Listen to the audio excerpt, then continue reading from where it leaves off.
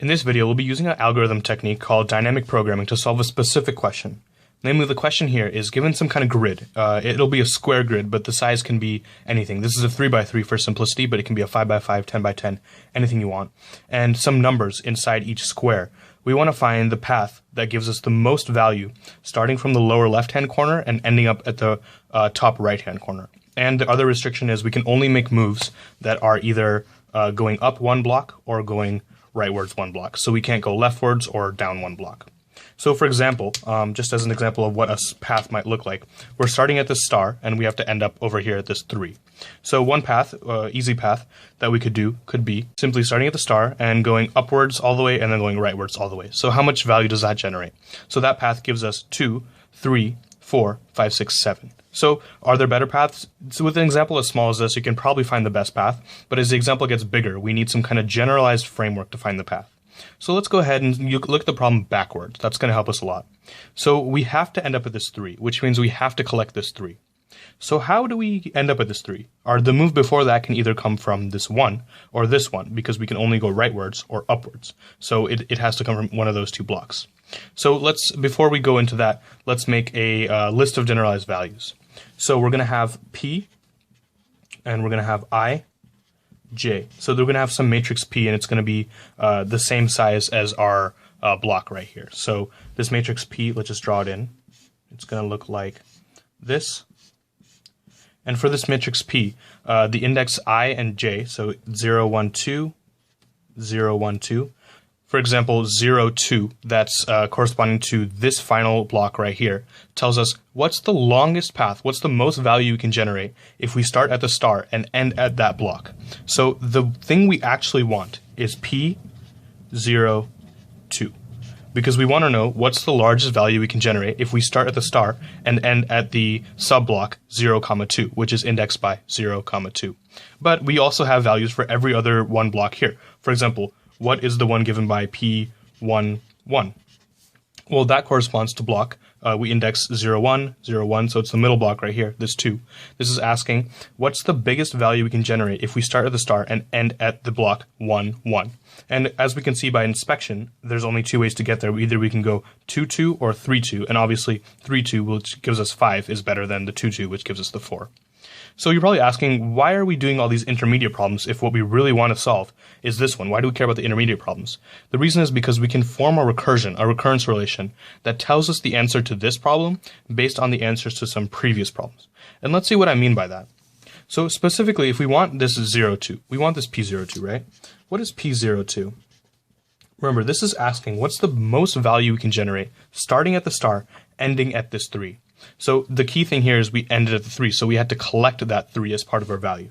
So P02 has to include the 3 plus, and now, as we said before, we can either arrive at this 3 from this one or this one. So this one is indexed by what? It's P0, 1, and this one is indexed by what? It's P1, 2, okay? So the highest value we can generate starting at the star and ending at this right here, this 3, is taking that 3 plus the maximum, and I'll explain this in a little more detail in just a second, the maximum of P, and we're going to index those blocks again by 0, 1, 0, 1, and P, and this block is indexed by 1, 2, 1, 2. So what does this mean? Let me put this in brackets right here. So this is telling us the maximum value we can generate starting at this star and ending up at this 3 is 3, of course, because we have to take that 3 if we're going to end up there, plus the most value we can generate starting at the star and ending at this one, or the most value you can generate starting at this star and ending at this one. For example, let's say the max value you can generate starting at this star and ending at this one is some number A. And let's say starting at this star and ending at this one is some number B. So let's take the higher of A and B, let's say it's B. Then, if we take the higher of A and B and we add 3, we're going to get the best possible value we can get starting at the star and ending at 3, because the only two ways to get to 3 are through these two ones right here. There's no other way. So we've exhausted all the possible options. And we can kind of generalize this a little bit, because we can say this was for 0, 2, but we can say for any ij, the maximum value we generate from starting at the star and ending at that ij subblock is the value at ij. So I'll just put value at ij. And this is just 3 because the value at 0, 2 was 3. So of course, when we end at some subblock, we have to take its value. Plus, again, the same structure, the maximum of 2 things. So when we are at a subblock, we either got there coming from the left or coming from below. And there's certain corner cases here where, for example, if we're trying to do it for this guy, we can only come from the left. There's nothing to come from below. So if we're writing a program, it's really just an if statement. You see if it's possible if you're on one side of the board or not. But in general, it's maximum of, and let's follow this formula. So it's you keep the I and then you reduce the j by 1. So p I j minus 1. And the other option is you keep the j and you reduce the I by 1. So p. Actually, slight correction right here. So we saw here, the other one was we have to increase the I by 1 and we keep the j the same. So this should be a plus sign. So just note that change right there. And this is a generalized framework. This works for any point, keeping in mind that for certain points, one or more of these values won't exist.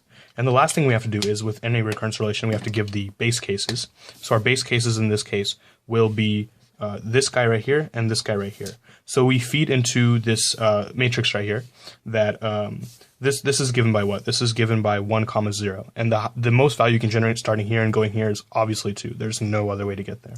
So we say that our p 1, 0 is going to be 2 for sure. And the same reason this is going to be 3.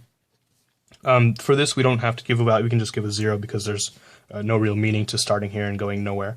And then we can just kind of fill this in. For example, let's look at this guy and let's follow it. What is the maximum value we generate starting at the star going to this block right here? As we said before, it's 5, but let's use our framework to justify it. So we're trying to find p1, 1. So it's going to be the value at 1, 1, i.e. 2, plus the maximum of, we're keeping this 1, 0, so it's 2, or, and this is going to be 3, right? Because it's going to be 2, 1. So it's going to be 3 plus 2 is the highest, so it's going to be 5. And we proceed in that manner. So let's just do the rest of them. So what about this one? What's the highest value you can generate starting here and going here? We see the only way to do that is going straight up. And by symmetry, the only way to get to this 2 is going straight across. So this is going to be 3, and this is going to be 5. 3 and 5. And now there's only 3 more to do. What's the highest value you can generate going here? Here we have some options. So you take that 1 for sure. You can either come from this 3 or this 5. We would rather come from this 5, so we can get a 6 here. What about this guy? We can either we'll get that 1 for sure. We can either come from the 5 or the 5. In this case, it doesn't matter. It gives us the same exact answer of 6. And now here, it doesn't matter which way we come from because we're going to take this 3 and add it to the 6 or this 6, giving us a total of 9. So we've answered the question. We found that the most value we can generate starting at the star, ending up at the block p0, 2 is going to be 9. That's the most we can generate. And if we were careful in our program and we kept track of which path we took each time, we can even find the exact optimal path. What that means is, for example, we want to know how do we get that 9? Which path are we supposed to take? Well, all we have to do is just do some careful bookkeeping, which is you start at the star. Remember, to get to this 5, we had to go 3 and then 2. So 3 and then 2. And then to get to either of these 1s, or to get either of these 6s rather, we chose, we said that since they both end up being 6, we can go either way. So we can go either this way or this way. In this case, we have a branch. Many times the path will be unique. In this case, it is not. And we said to get this 9, we could have come from either of these 6s. So we can go like this and like this. And in fact, actually, we also could have gotten this 6 by coming from this 5. So we also could have taken a branch here and going up here. So there's actually many paths. Weirdly enough, in this case, to get to our final answer of 9. Namely, the paths are, we could have taken fully right and then fully up. So fully right and then fully up. That's one way to do it. We could have gone right, up, right, up. So right, up, right, up. That's another one we could have done. We could have done right, up, right. So right, up, right. Is that all of them? So yeah, indeed it is. So we have these 3. We have 1, 2, 3 ways to get our maximum value of 9. And this is a very toy example. This is a 3x3. So if you're coming here from the Sillyfish video, you know that we have a 5x5 example. And in the computer program, we actually did 10x10. So it's all the same. That's how I found the optimal paths in the computer programming. The code is just reflecting all of this statements we have right here. Honestly, all it does is, its goal is to find the optimal value starting from the star going to the upper right-hand corner. And it just works backward. It says, okay, I have to end up here. I can come here from here or here. And I can come here from here or here, and just does that, and it finds the optimal value in that way using those recurrence relations. Now, quick note, if you are coming from the silly fish video, we also had a rule in that video that said you can come from the right, you can come from the bottom, or you can come from the diagonal. Now, you realize now how ridiculous that rule is, because you would never want to come from the diagonal. And a key point is that, let's say you were at this 2 and you wanted to end up at this 3. If you can come diagonally to that 3, you can go up over, or you can go over up. You would never want to go diagonally, because if you went diagonally, you would just capture that 3.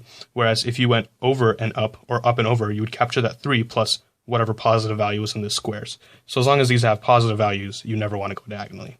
That's why in those optimal paths we see, none of them have diagonals, but the genetic paths sometimes do have diagonals, which is interesting in itself. So we might do some more on dynamic programming later on, but this is the general idea of dynamic programming. You form these recurrences between your problem, because you have a final problem, but you need to find the sub-problems before it to solve that final problem. So hopefully this helps a little bit, and until next time.